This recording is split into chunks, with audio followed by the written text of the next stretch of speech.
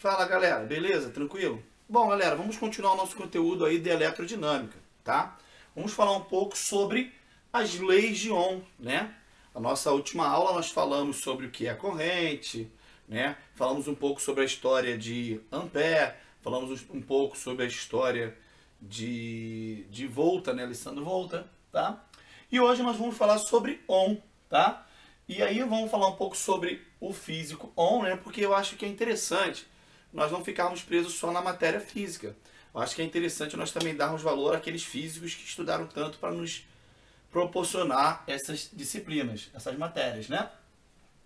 Então, galera, antes de começar a falar sobre as leis de Ohm, vamos falar um pouco sobre Georg Simon Ohm, ou em alemão seria alguma coisa do tipo Gerd Simon Ohm, tá? Eu sei que meu alemão é horroroso, tá? Fica parecendo quase um chinês, mas tudo bem.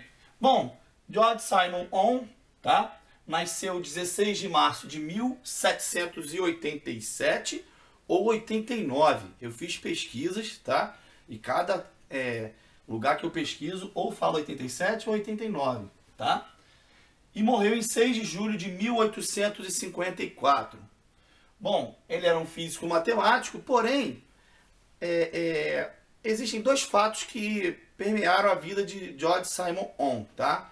O primeiro é que a região em que ele nasceu e foi criado, tá, foi uma região bem interessante, bem importante na época, porque Napoleão, né, atacava a Alemanha e era exatamente mais ou menos, não tem como, né? Era mais ou menos ali na região em que ele morava, onde acontecia alguns conflitos. Isso atrapalhou um pouquinho, obviamente, a carreira acadêmica dele, tá? Outra coisa interessante sobre a vida de Gerd Simon Ohm, tá? É que ele não era muito reconhecido pelos seus contemporâneos, né? E pelos que moravam no seu país, tá? Tanto que ele ficou a vida inteira tentando conseguir ser professor de uma universidade e nunca deram oportunidade para ele, né?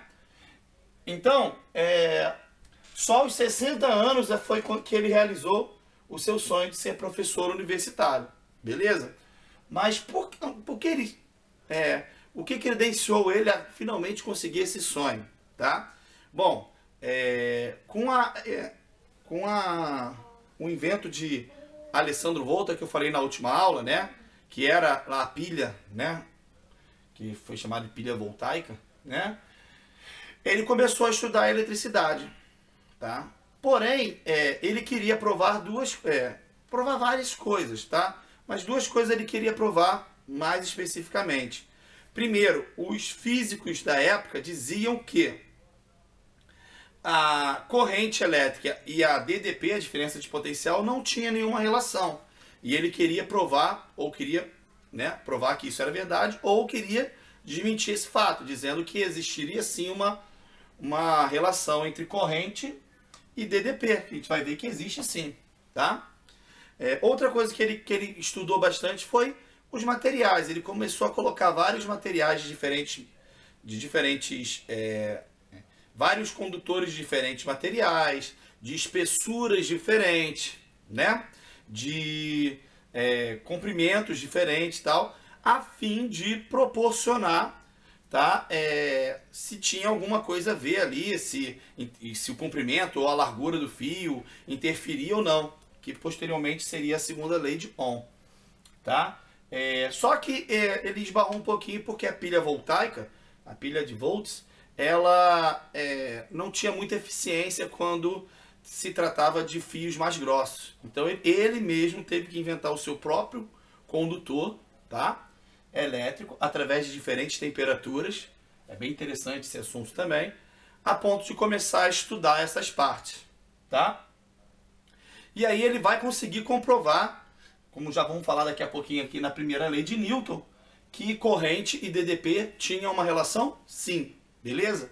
Mas voltando aqui um pouquinho para a história dele, só para a gente terminar essa parte aqui, só aos 60 anos ele realizou o seu sonho de ser um professor universitário. Não durou muito tempo, apenas 4 ou 5 anos depois ele acabou falecendo, tá? Mas ele conseguiu realizar o seu sonho. Nesse meio termo, ele conseguiu ganhar um prêmio que hoje seria um prêmio equivalente ao prêmio Nobel, tá? E muito depois da morte dele, tá? Bem depois da morte dele, ele morreu em 54, se eu não me engano, em 1881, tá? Foi colocado aqui, foi determinado que as unidades de eletricidade seriam volts, representado pela letra V, ampere, representado pela letra A, e ohm, representado pela letra ômega maiúscula, tá? Então ele foi reconhecido também mundialmente através disso, beleza? Outra coisa interessante sobre ohm é que é muito falado dele sobre a eletricidade, mas ele também teve trabalhos em outras áreas, por exemplo, na acústica, tá? Ele também é muito importante na área da acústica. Porém, aqui a gente está dando uma ênfase à parte elétrica, então eu foquei mais na parte elétrica, ok? Então vamos para a primeira lei de Ohm.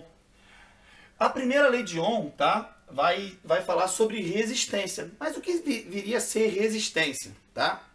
No nosso dia a dia, nós nos deparamos com dezenas de artefatos, ou dezenas, vamos dizer assim, de aparelhos que transformam energia elétrica em energia térmica, não é mesmo? Por exemplo, qualquer um desses, uma torradeira, né, um fogão elétrico, tá? Um ferro elétrico, um chuveiro, né? Eles transformam a energia elétrica em energia térmica. Essa transformação de energia elétrica para térmica só ocorre por causa da resistência que um condutor tem numa passagem de corrente elétrica, né? Vai ter uma corrente elétrica e vai ter uma resistência. Essa resistência provoca aí uma energia térmica. E aí nós vamos ter os resistores, que nós vamos falar um pouquinho mais sobre eles na próxima aula. O resistor é um componente elétrico que... O resistor é um componente elétrico que serve para dois propósitos, tá? Ou transformar energia elétrica em energia térmica, como esses aparelhos que eu acabei de falar para vocês, ou até mesmo num circuito aonde ele vai pegar, ele vai fazer com que a energia elétrica, num circuito, por exemplo, ele vai fazer com que não deixe passar tanta corrente elétrica assim para um circuito, a fim de não deixar queimar o circuito. Beleza? Danificar o circuito. E qual foi a relação que Ohm estabeleceu? Ele estabeleceu que a resistência elétrica de um condutor é igual à razão, ou seja, divisão, né, entre a DDP e a corrente. Ou seja, ele provou que corrente e diferença de potencial, tá? Existia sim uma relação. A relação entre corrente e diferença de potencial, né, seria obviamente a resistência. Essa fórmula aqui, galera, ela é mais comumente vista dessa maneira.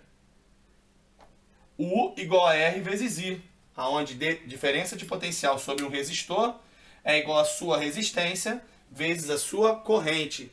Algumas pessoas até para gravar substituem o U por V e fazem essa fórmula aqui, ó. Quem vê, ri. Tá beleza, galera? Tranquilo? Tá? Mas ele também poderia ser, como um exemplo aqui, I igual a U sobre R, tá? Eu posso manejar essas fórmulas aqui de maneira que eu tenha fórmulas diferentes, né? Então, galera, as unidades eu já expliquei para vocês. Diferença de potencial é volts, que é V, nós já vimos na última aula.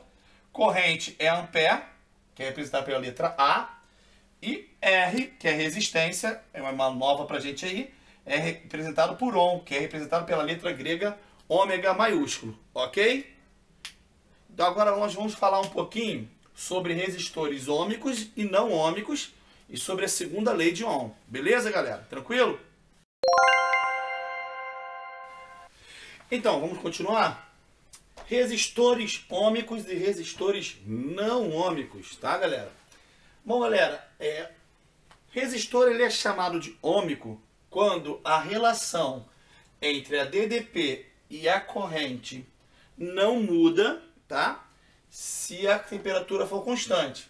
Ou seja, com a temperatura constante, um resistor ômico, a relação entre U e I tá? Não muda, por isso tem esse gráfico aqui, ó, reto, tá? Ou seja, a resistência é constante, porém existem resistores não ômicos, tá? Resistores não ômicos, tá? É no qual a resistência aqui vai ser variável, né? Ou seja, a relação entre U, né, ou V, como a gente colocou na última parte aí também, e I vai ser variável, por isso a gente tem aqui uma parábola, um arco de parábola, né? Agora vamos falar um pouco sobre a segunda lei de Ohm. A segunda lei de Ohm vai calcular o que é resistência, tá, galera? A resistência de um material. E vai ter três situações que nós vamos ter que falar aqui. Como é que Ohm fez essas experiências? Ele começou a pegar materiais de diferentes natureza, né? Ferro, cobre, prata e tal. Começou a pegar condutores mais finos e mais grossos, tá? Para ver se tinha alguma relação isso daí. Beleza, galera? Mais compridos ou menos compridos e tal. Bom, eu trago aqui um exemplo para a gente poder falar aqui, tá? Será que esse fio aqui, ó, que é um fio relativamente bom para fazer instalações elétricas, tá? Será que esse fio aqui, tá? Esse fio aqui traria a mesma resistência que esse fio aqui, ó, do fone de ouvido aqui de casa? Obviamente que não, né? Por quê? Porque tem situações diferentes. Provavelmente, tá? A natureza deles é a mesma, tá? Mas o restante não, né? Vamos ver quais são as diferenças aí.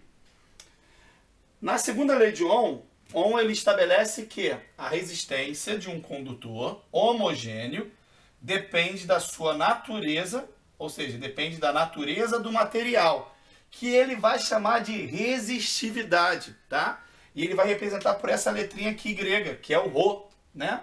Então, olha só, galera, a gente já tem uma fórmula começando aqui, ó. Espera aí que essa caneta tá ruim. Vamos lá. Resistência, ele me diz que depende do material, tá? Assim como lá a dilatação dependia do material, lembra? Né? Assim como, por exemplo, também força elétrica dependia do local onde era feito o cálculo, né? Que tinha lá a constante eletrostática, né? Que era K, que era isso, 9 vezes 10 a 9. Tenho certeza que você respondeu aí, né? Ou não. Mas tudo bem, vamos lá, continuando. É proporcional ao comprimento. O que ele está dizendo para mim? Que quanto maior for o fio, tá? Maior for o comprimento dele, mais resistência ele vai proporcionar num circuito, né?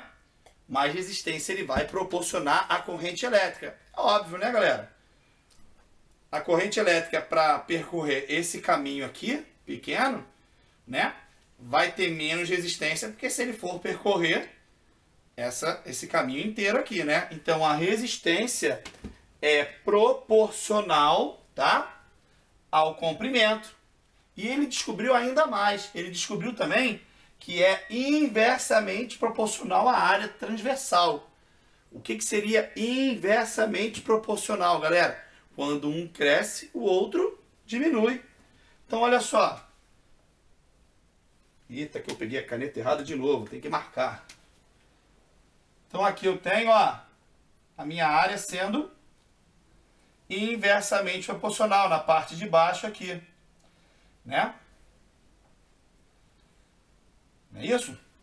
Então, eu elaboro aqui a segunda lei de Ohm, onde diz que resistência é igual à sua resistividade vezes o comprimento dividido pela sua área. E como é que você vai exemplificar o que é a área transversal, Glauco? O que é a área transversal? Eu não sou físico, longe disso, nunca estudei muito física, eu quero saber mais ou menos o que é a área transversal. Lembra que eu falei da grossura aqui dos fios, tá? Se você olhar aqui cortando esse fio está até melhor para ver, né? Ele tem essa areazinha desenhada aqui, ó. Essa área determina a área transversal. Se eu cortasse esse fio aqui, que eu não vou ser louco de fazer, para não perder meu fone, eu teria uma área transversal muito menor, né? Automaticamente, se a área transversal é menor, eu teria uma resistência maior. Isso aí. Beleza. Então, galera, nós formulamos as nossas fórmulas das leis de Ohm. U igual a R vezes I, e R é igual a ρ vezes L sobre A. Falando um pouquinho sobre unidade. Comprimento é em metros, não é isso? Área é em metros quadrados, não é isso? Se a gente fosse passar tudo para cá, eu teria Ohm vezes metro quadrado. Então, teria a resistividade vai ser Ohm metro. Beleza, galera? Tranquilo? Então, beleza? Espero que vocês tenham gostado das aulas, tá? Dessa aula de hoje, tá? Caso surja uma dúvida, eu vou colocar aqui no final também os quadros, né? Para que vocês possam copiar. Caso surja uma dúvida, né? Reveja o vídeo, tá? E depois tente tirar lá a dúvida comigo. Ou até mesmo, né? Assistam os vídeos anteriores para pegar a sequência correta. Beleza, galera? Então, até a próxima aula, galera.